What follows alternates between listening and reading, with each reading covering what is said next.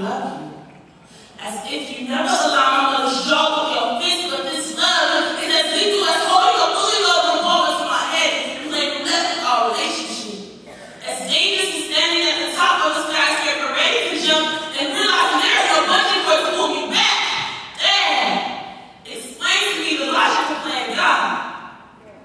Tell me why you felt it was okay for me to walk my mother's casket lower beneath my feet when I was barely old enough to walk. I dare you to tell me your bloody handprint on my crown never existed.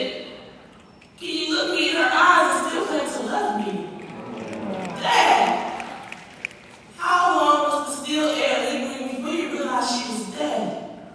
I dare you to tell me her cries for help don't still echo in your ears as you mistake the blue and purple imprint of your hands around her neck for a birthmark. Did the pills for her lips go unnoticed that if she didn't paint them red every day to resemble the hue of her favorite flower, I know my mother was flawed. But tell me what rose doesn't have thorns, Dad. Did you remember how she gave birth to your only child 18 months before her death? The day I was born, did you cringe under your skin? Tell me you despise my creation because I don't understand how you can love me and kill my reflection, Dad.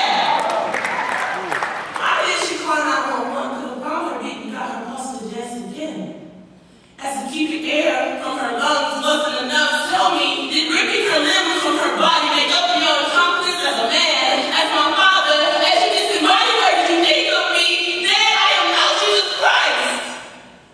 Yet loving my father feels like a sin these days.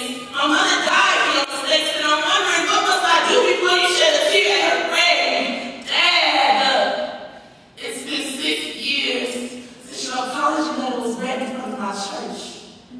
You placed the words so it would read more like a church hymn than a murder disclaimer. You wrote, I didn't intend to hurt anyone. I love my daughter, and I never meant to take her family away from her, and for this, I am sorry. I hated myself for actually forgiving you. Dad, I remember those Sundays after church. The phone would ring, and I would press 0 to accept your calls. You always talked about the weather.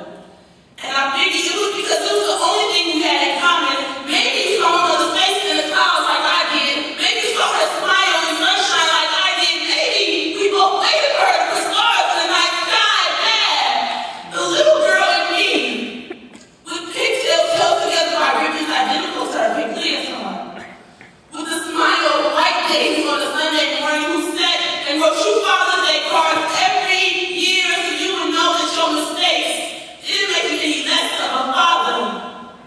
That little girl won't allow me to carry my mother's dead body on my back anymore. I am bruised and broken. So I forgive you, because this burden